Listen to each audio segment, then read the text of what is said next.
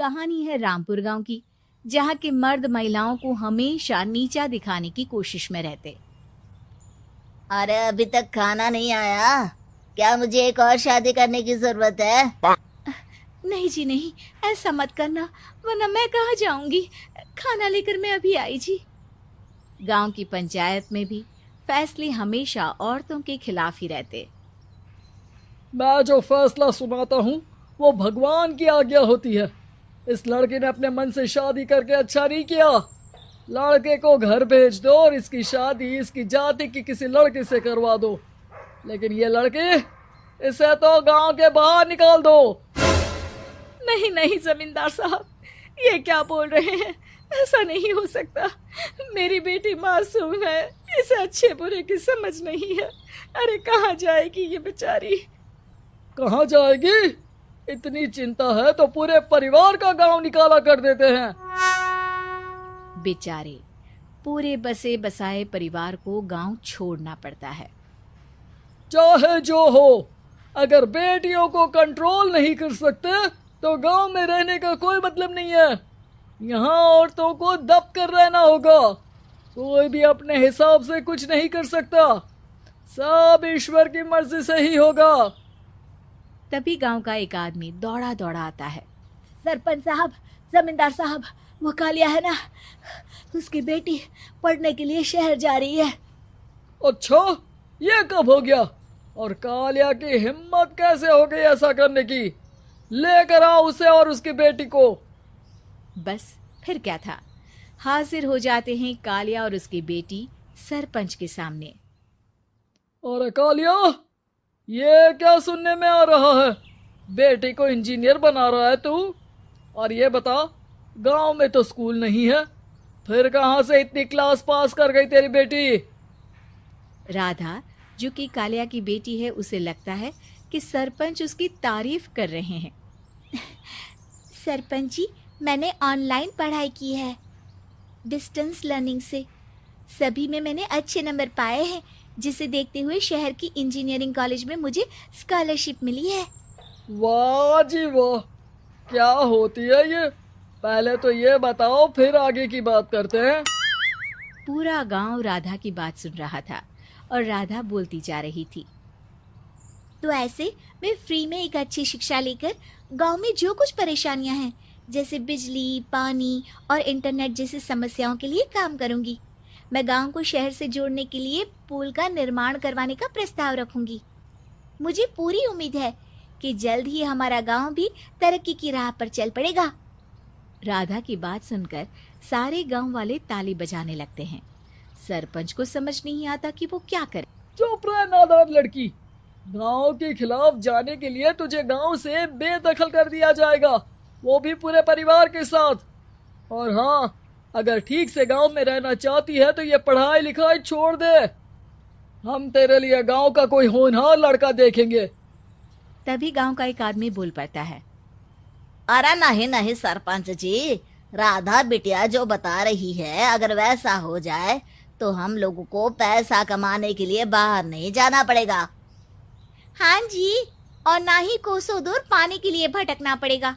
हमारे बच्चे भी अच्छी पढ़ाई कर सकेंगे और आगे बढ़ेंगे, ना कि हमारी तरह खेती करते बैठेंगे।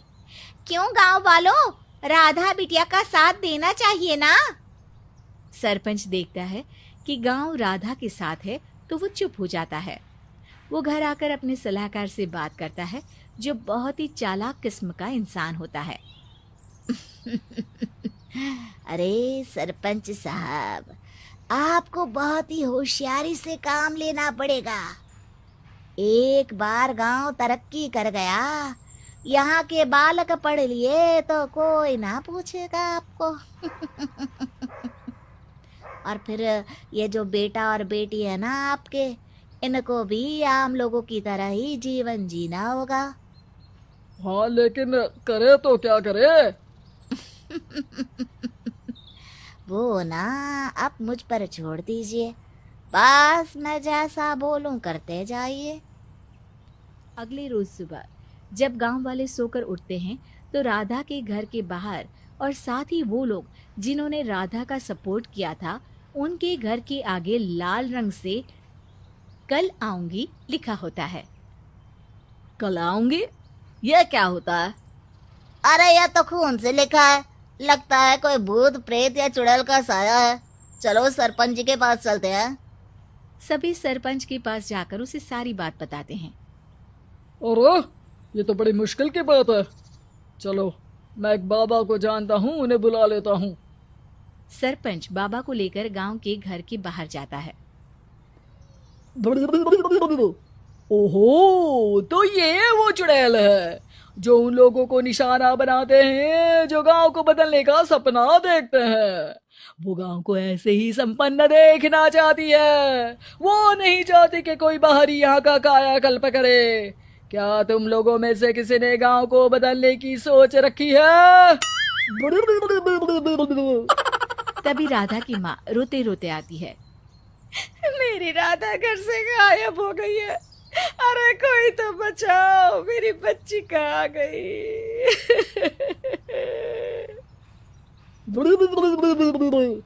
ले गई वो चुड़ैल, तेरी बच्ची को ले गई।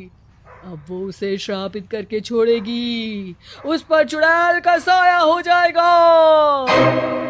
तभी बुरी सी हालत में राधा भी वहां आ जाती है। उसके बाल चुड़ैल की तरह फैले होते हैं और कपड़ों में खून लगा होता है। सभी राधा को देखकर डर जाते हैं। माँ, पता नहीं मुझे कौन उठा कर ले गया था। अरे दूर दूर हो जा चुड़ैल, अब हम लोग इस गांव में नहीं रुकेंगे। अरे कैसी बातें कर रहे हैं आप? कल तो आप मेरे भरोसे गांव का हुलिया बदलने, अपने बच्चों को पढ़ाने और तरक्की उन्नति की बात कर रहे थे, तो आज क्या हो गया आपको? ये फिर तुम लोगों को बहकाएगी। ये चुड़ैल गांव में आ चुकी है, ऐसे ही ये तुम्हारे घर के बच्चों को भी ले जाएगी। गांव वाले राधा को गांव से बाहर निकाल देते हैं। उसके माँ बाप रोते रहते हैं, लेकिन गांव वाले नहीं मानते। मैं भी अपनी बहन के साथ गांव के बाहर रहूंगा, लेकिन वो पढ़ाई नहीं छोड़ेगी। वहीं सरपंच के घर पर सलाहकार कहता है। देखा, सांप भी मर गया और लाठी भी नहीं टूटी। लेकिन अगले ही दिन सरपंच के घर के बाहर भी वही शब्द लिखे होते हैं। और फिर सरपंच की बीवी कहती है, हमारी बेटी को किसी ने अगवा कर लिया है। तभी राधा का भाई वहां आ जाता है। अरे गांव वालों, मैंने सरपंच जी की बेटी को देखा था। वो चुड़ैल उसे उठाकर ले जा रही थी। अरे क्या मजाक कर रहे हो? नहीं नहीं सरपंच जी, आप नहीं जानते।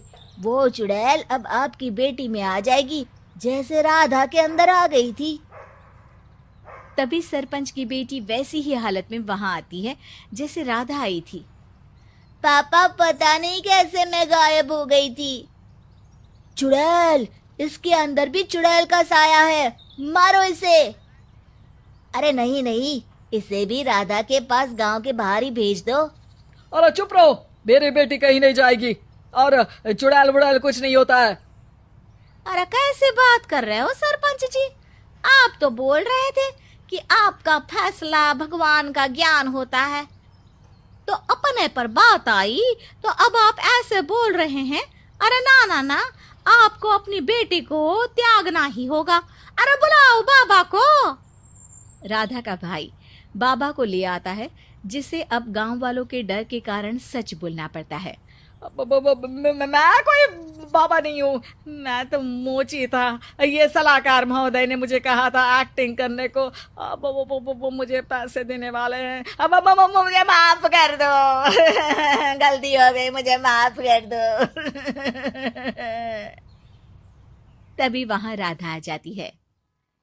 देखा सरपंच जी, जब गांव के बच्चे साक्षर होंगे तो आप जैसे लोगों की चालाकी नहीं चलेगी।